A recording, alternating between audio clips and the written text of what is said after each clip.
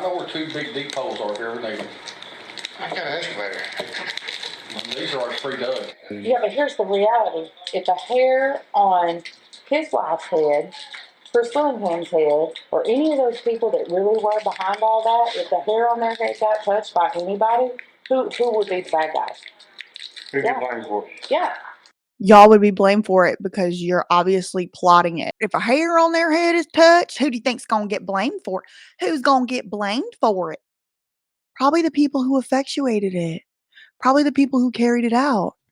Probably the people who hired the man. Y'all.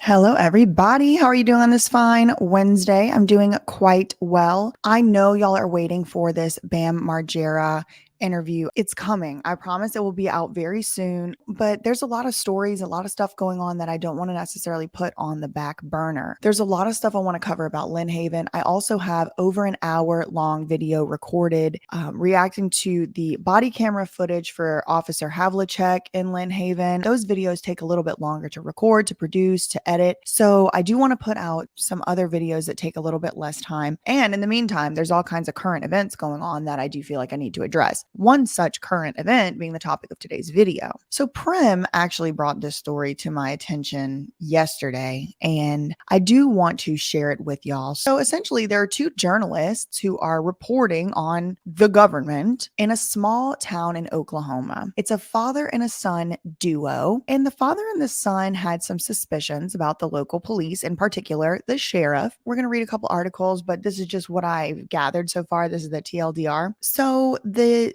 son journalist of the father-son duo goes to a town hall meeting of sorts and has a recording device. The meeting is allegedly adjourned, but this journalist had suspicions that the police and the sheriffs continued the town hall meetings after the public had left, which of course is against the rules. You're supposed to only conduct a meeting while the public can observe it. So what this journalist did was he left his tape recorder, just the tape recorder, audio recorder, in the room, and he left. Well, to confirm his suspicions, the sheriff did have a lot to say. Now, I'm going to play a news clip which does have portions of that audio recording in it, and I will let y'all know it is horrible. It is offensive. It is completely unacceptable that they were talking like this.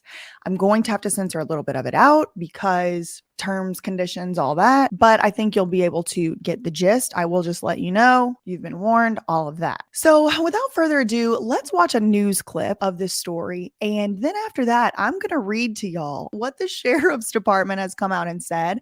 And it will not come as a surprise to you to find out that they are blaming the victim in the case, but I don't want to get too far ahead of myself. Oklahoma Governor Kevin Stitt is calling for the resignation of several local officials following an audio recording of them allegedly reminiscing about lynching, among other hateful conversations. According to the McCurtain Gazette News, a reporter left his tape recorder behind after a local meeting when he suspected officials were discussing county business after the public had left.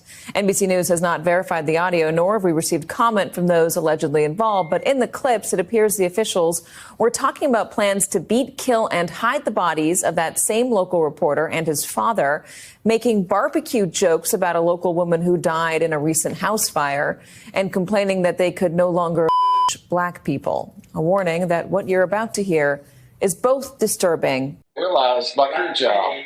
I heard the other day said, I heard 10 or 12 people going to the sheriff. I said, let's get 20. So there are some captions up here, but basically it's just Jennings, someone with the last name of Jennings, and it says somebody wanting this job, they don't realize like your job. I heard the other day, said I heard 2 or 12 people were going for sheriff. I said, F, let's get 20. They don't have a bleep clue what they're getting into, not this day and age. I'm going to tell you something. If it was back in the day when, and then it says redacted, would take a damn black guy and whoop their bleep and throw him in the cell, I'd run for effing sheriff. So doesn't this sound a lot like Ken Utter from Danbury and Phil Janusa, also from Danbury. 20 years ago, he'd be with his teeth missing in his blah, blah. Like, it sounds just like that. These people, these tyrants, the open air prison guards are mad. And these are sheriffs. So this is the closed air prison guards as well. They are mad that they cannot abuse us in the same ways that they used to abuse us. And in particular, certain races of people, shouldn't say us, right? Because they're talking specifically about abusing Black people. And that certainly doesn't make their case any better. Sheriff said, yeah, well, it's not like that no more, which maybe it's not like that no more to that extent because people do have cameras now, but that's why they don't want to be recorded. That's why they won't let you record them in their precincts in the NYPD. This might be McCurtain, Oklahoma, but this is how they act in New York City. This is how they act in Danbury. This is how they act in the suburbs. This is how they act everywhere. It just so happens that these ones got accents. They don't have a clue what they're getting into. Oh, yeah, Not but this day and age. but everybody. I'm gonna tell you something. It was back in the day when they got when I would take a damn blackjack, whoop their ass, and throw them in the cell. I'd run for sheriff. Yeah. If it was back in the day where you could take a Black guy, whoop his bleep, and throw him in a cell, I'd run for sheriff. That's what he said. Not like that no more. I know. It's not like that no more. Take them down on Mud Creek and hang them up with the. Oh my God. Okay, I'm gonna have to bleep this part out from the voice part, but maybe y'all can kind of read between the lines. He's talking about taking them down to, quote, Mud Creek and bleep them up with a ROPE. You can't do that anymore. They got more rights than we got. Now, in this particular case, they are talking about Black individuals. They're talking about Black people. They got more rights than we got. So who is we in this case? Is it white people or is it police officers? Is it law enforcement? I have no idea who we is in this case. But in any event, they, quote, do not have more rights than police. I could tell you that. Nobody has more rights than the police officers. So I really don't know how they got into that fantasy land where they think anybody on earth has more rights than a law enforcement officer. But you can't do And the that. thing about it is, They got more With their qualified immunity. rights than we got. Joining me now from Tulsa is anchor at our KJRH affiliate, Aaron Christie. Aaron, thank you very much. So this conversation, we started with him talking about multiple people. Those are people who were talking about running for sheriff in the county. That's why he's saying, yeah, bring 10, 20 more and they can figure out how hard it is to do the job. That's when he goes on to say the offensive stuff. Exactly. Yes. And thank you so much for having me on today. The community obviously horrified, their outrage, especially about those comments about and hiring hitmen. However, there is also a lot of people out there who aren't shocked about this because they've been reading a lot. Are y'all shocked? Raise your hand if you're shocked. Raise your hand if you're shocked. Nobody hand raised back there. Okay, got it. Good. No shock. No shock here. No shock at the That Surprise Witness TV studios. I can tell you that. No shock here. We do got Lady Justice back there. She holding up her little scales. That's not raising her hand. She's just holding the scales.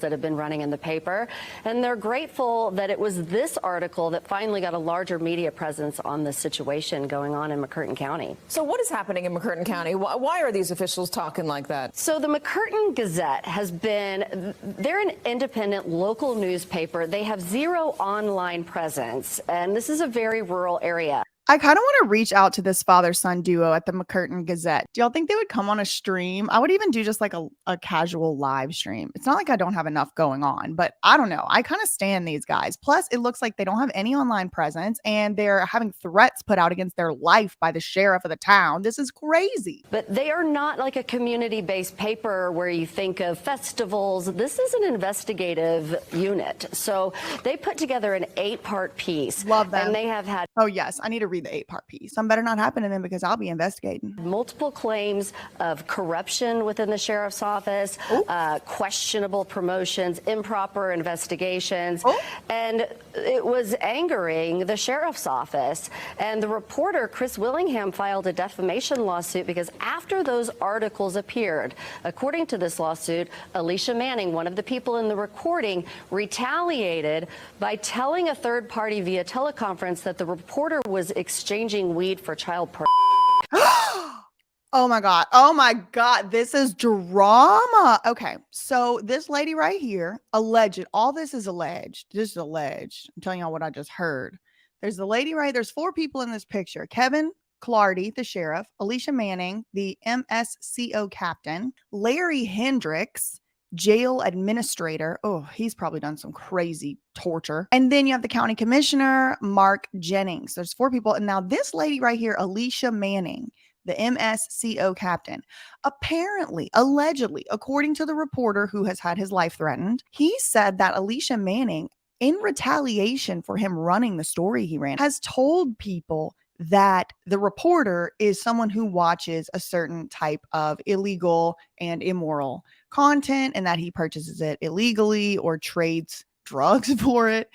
I don't believe that. I think these people are just running scared and they're used to being able to lie and get away with stuff. I mean, we've already heard the type of people that they are. We already heard the type of things that go through their mind. They're thinking about bringing people down by the lake and the river and the this and the that and the creek and the this and the that. I already know how these people are thinking based on their own words. I don't mean to make light of it like I am kind of like, oh, this is drama. It's not. It's not cute. It's not acceptable. It's criminal, and these people should be charged criminally. But it is in a way kind of like, oh my God, this ridiculous small town drama is being put on the main stage. And look, shining a light. That's all it is. You gotta shine a light on what these people are doing, and they'll tell them themselves. You don't have to tell what they're doing, just show what they're doing. You know what I mean? Like, look at them. Look how they talk. What do you think they're doing over there in that town? Let's see what else this news clip has to say, and then we'll read a couple articles to see where we are, because this was posted up on yesterday. This is a very rapidly developing story. So he has filed a slander lawsuit against. So now the reporter done sued this lady, Alicia Manning, for defamation, because you can't say somebody is consuming CP. You just can't do that. Against them. Especially if they're not. Now, if they are, you almost still can't even say it. Look, I can't even say the word on where we are right now. You can't even say the words. So it's a very, very serious allegation that she has allegedly made. And that is when they were in that commissioner's meeting talking about hiring potentially Hitman to publisher in the report. Well, let me play that audio. We have that. Yeah, but the thing of it is, So let me just orient myself. I'm reading an article that was published last night, and it does say McCurtain County officials were already sued in federal court by the Gazette News. Why? Let me show y'all what I'm reading here. This is like a in real time investigation. This is how we do over here, if y'all didn't know. McCurtain County officials already were sued in federal court by the Gazette News. Why? McCurtain County found itself in the center of a nationwide controversy when the McCurtain News-Gazette, a local print-only newspaper, accused county officials of plotting to unalive Gazette reporters while making hateful comments about Black people after a March 6th meeting. A recording of the alleged conversation was published in mid-April, which is like now. But the people at the heart of the controversial recording were already opponents in a lawsuit filed in federal court the same day the alleged recording was made. Okay, so this recording was allegedly made on March 6th, so last month. So according to the news article I'm reading right now, on that very same day that the recording was made, the Gazette sued the county sheriff.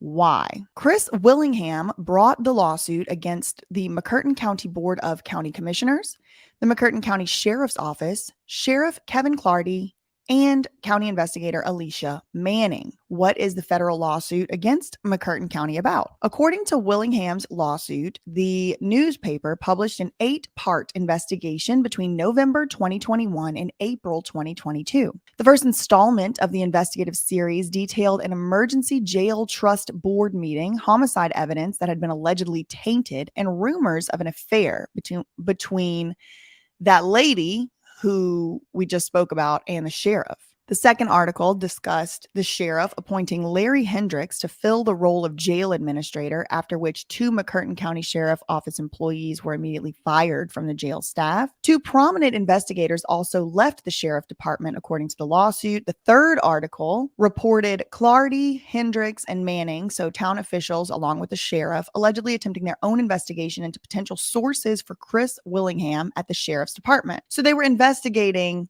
who could have been giving the newspaper this information. According to the lawsuit, again, that the paper filed against officials in the town. So according to that lawsuit, it had been reported that the trio, that's the sheriff with the 2 county officials, attempted to obtain a search warrant for the journalist's cell phone so that they could identify his contacts. The lawsuit discussed several other articles detailing alleged willful neglect of duties from the sheriff, his partiality towards Manning, that's the lady who said that the journalist was trading for CP, and the promotion of her and her family members. So nepotism, the improper handling of an in-custody death, and a gang RAPE investigation, among other accusations. The lawsuit claims that Manning unlawfully retaliated. That's the county MSCO. I don't know what that is, but she works high up in the county. It claims that she unlawfully retaliated in June 2022 by telling a third party in a teleconference that Willingham had traded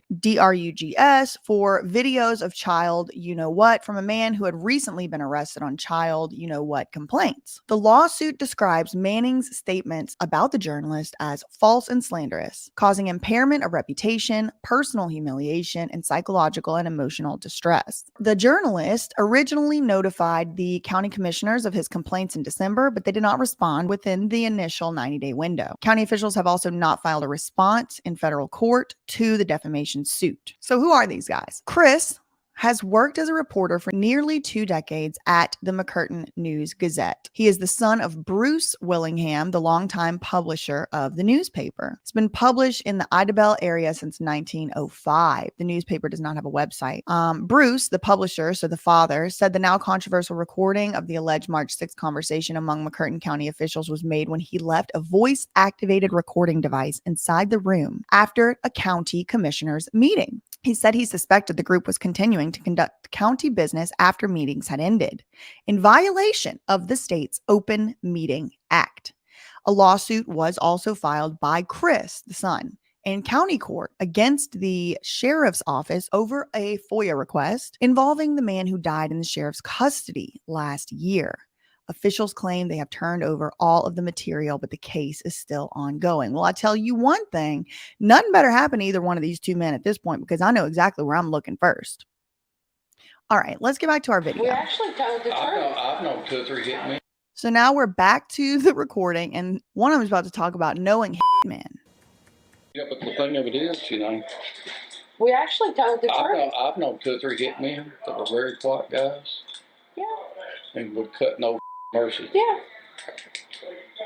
I know 2 or 3 men who are very quiet guys and would cut no bleeping mercy. And here's Manning. Here's the lady. Yeah. In Louisiana. Oh, Lord. Leave us out of this. I will never hire a man, but I'm not surprised to know that you could find one in Louisiana. It was all mafia around Louisiana. Yeah, but here's the reality. If the hair on his wife's head, Chris Willingham's head, or any of those people that really were behind all that, if the hair on their head got touched by anybody, who would be the bad guys? Who'd you blame for? Yeah. Y'all would be blamed for it because you're obviously plotting it. It would make sense that y'all... Obviously, you would be blamed for it because you would be the one who did it because y'all are sitting here plotting it. What do you mean? If a hair on their head is hurt, if a hair on their head is touched, who do you think's going to get blamed for it? Who's going to get blamed for it? Probably the people who effectuated it. Probably the people who carried it out. Probably the people who hired the man. Y'all. Anybody? Who would be the bad guys? Who'd you blame for? Yeah. Something's really wrong with these people.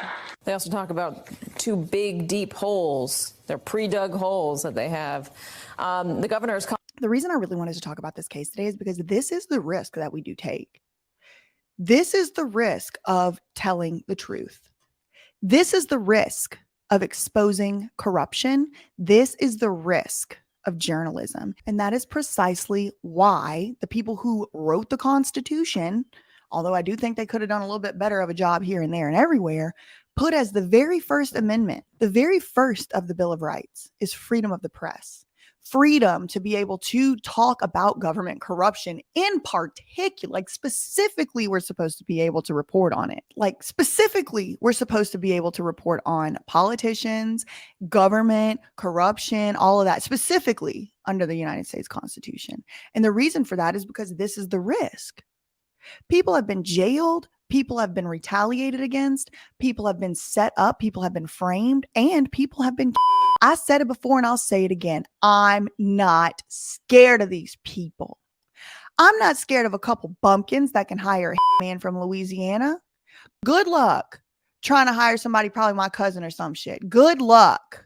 I'm not scared. And I don't think any of these people should be scared. I think we just got to keep doing what we do. I don't think the Willinghams should be scared, especially now, because especially now we know exactly where to look. And if I didn't already have my hands in about 15 different government corruption investigations, I'd be looking into McCurtain County as well. But it looks like, thankfully, Bruce and Chris Willingham got it covered. Calling for their resignation. What's the word from these officials? We were out there yesterday. We have not been able to speak directly to any of the people in the recording. However, Sheriff Kevin Clarity responded on Facebook last night. He's indicating he believes the recordings have not been authenticated. He's investigating those now, and he says they were illegally obtained. He made no statements regarding the topics discussed or the recording or any indication that he or anyone else.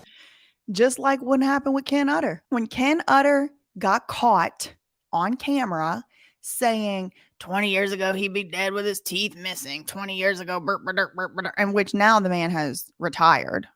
So I'm assuming still collecting a pension.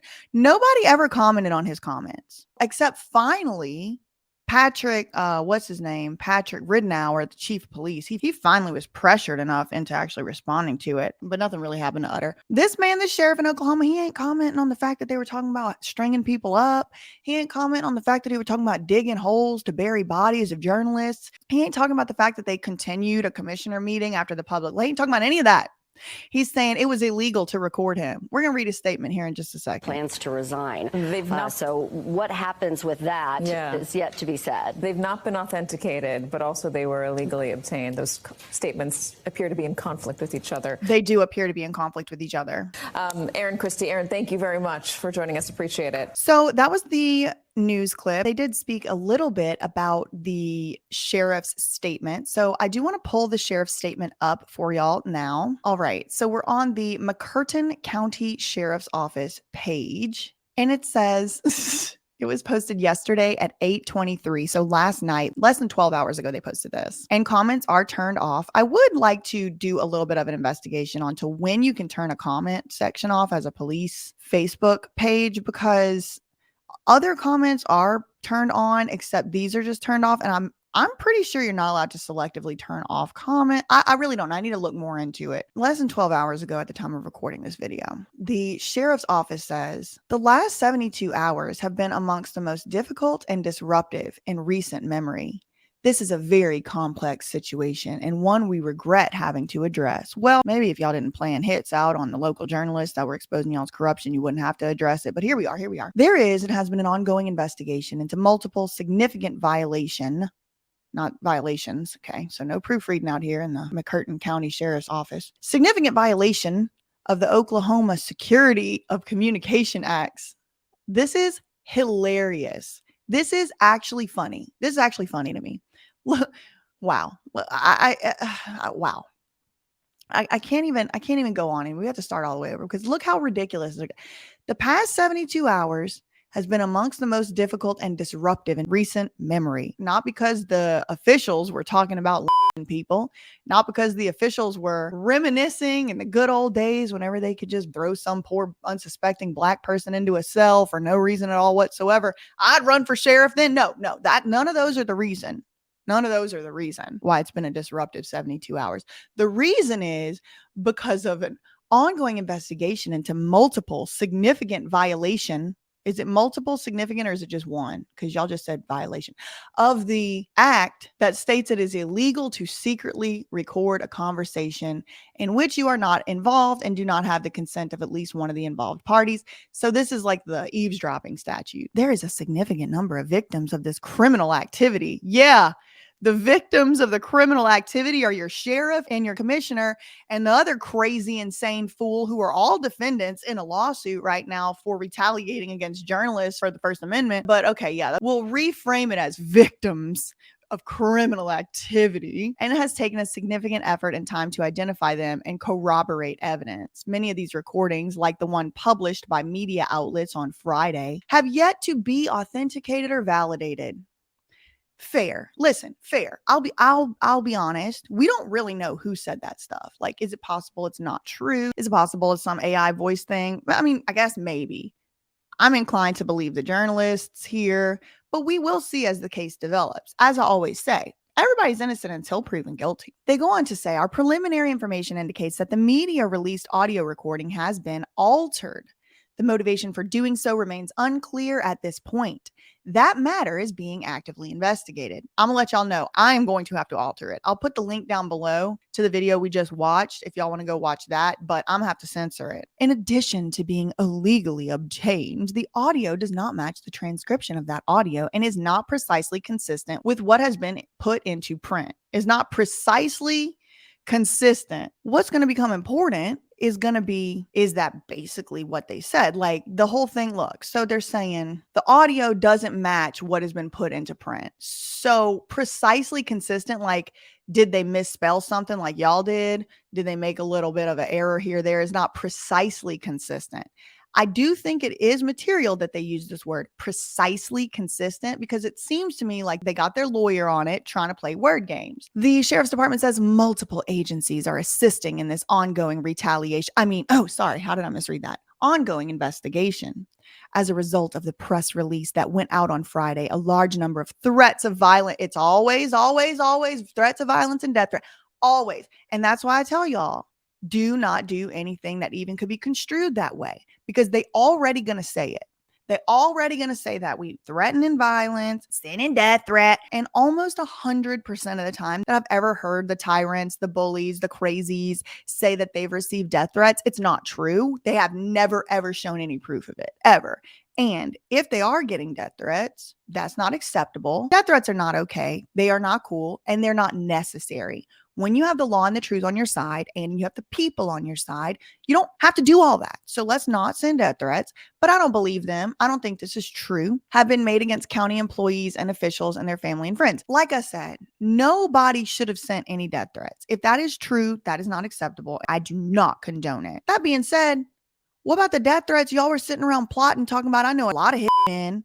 I know hitmen. Again, they said that wasn't substantiated. They said that that wasn't what they really said. But if it was, how are they going to sit here and be mad about a death threat whenever they were literally plotting someone's death? Like they were conspiring their death. They're talking about holes. I do want to get that full recording. I don't know. Do you think they have an email address? Then the last thing the Sheriff's Office Facebook said was there will be continued press releases from this agency as the investigation comes to a close and findings are forwarded to the appropriate authorities for felony charges to be filed on those involved. Well, I laugh reacted to it. I don't think that felony charges are going to be filed on those involved because that would require the district attorney to prosecute the case or the state's attorney or whatever it is in this particular case. And the governor of the state has already said, we need y'all sheriffs over there to just like literally retire. Like we need y'all to step down. Y'all need to not, no, you need to be suspended. Governor Stitt saying there is no place for such hateful rhetoric in the state. Stitt called on OSBI to investigate to determine whether anything illegal happened. The McCurtain Gazette chose to release only portions of the recording, but reports that the entire recording was sent to the FBI and the Attorney General's office. This is an ongoing investigation that we've been looking at for several days. There's another Facebook post I wanted to draw y'all's attention to. This one is from the Oklahoma Sheriff's Association. So this one right here was posted at this point almost exactly 12 hours ago. This one was posted 15 hours ago, 4:57 p.m. yesterday. And it's from the Oklahoma Sheriff's Association. It says Oklahoma Sheriff's Association Board acts against McCurtain County Sheriff. This morning, the Oklahoma Sheriff's Association Board of Directors met in an emergency meeting to discuss the recent events in McCurtain County.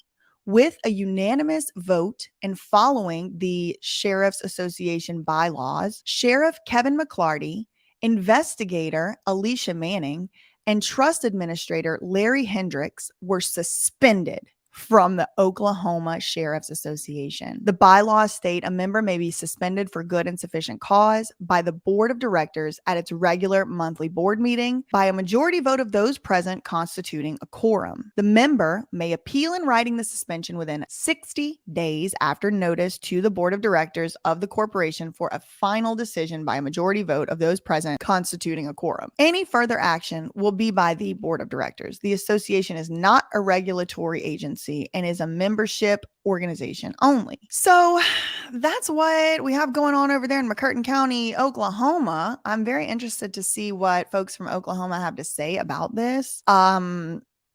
Obviously, this is deranged and depraved and unhinged. Absolutely, all three of these people should lose their jobs. I think that they should face criminal charges. I mean, I think if they go to jail or something, it's just going to be all their friends in jail. It's not going to be like they're going to have to actually like pay any consequences, I don't think. But hey, look, honestly, it looks like people are upset about it. I'm interested to see an interview with this father-son duo. I know where two big deep holes are here. I got an excavator. These are like 3 dug. They initially start out talking about various people that might beat us or wanted to beat us, and then they get into the county commissioner says, well, he's got 2 deep holes. Good for them putting out the news in the face of all of this. Good for them getting some national coverage on it, because that's sometimes the only way that you can really make change, is getting we the people behind you. I stand behind these journalists, especially independent journalists. Looks like they're just a small little independently owned operation. And that's the kind of people we need doing the type of news that they're doing, because all these big traditional corporate bought and sold paid for journalism, it's not doing the job. It's just not. It's not cutting it. People out here doing like what these Willinghams are doing. People out here doing like what Sean is doing. Mike, Nina, me. This is what journalism is. This is press. This is what it's supposed to be. It's not supposed to be, oh, let me call my friend who's a record producer and get his version of the story. No. This is what it's supposed to be. This is what we need protections for. We're supposed to be able to talk about corruption without being afraid that the sheriff is going to put a hit out on us, without being afraid that they're going to racially profile and commit hate crimes against people. That's what journalism is supposed to be. That is what the First Amendment is supposed to be protecting. So, good on them. If I can try and figure out how to get in touch with them, I might. But I have so many irons in the fire that I feel like I need an assistant, but I can't afford that. Anyway, that's all I really have for today. In the meantime, facts ain't defamation. Love you, mean it. Okay, bye.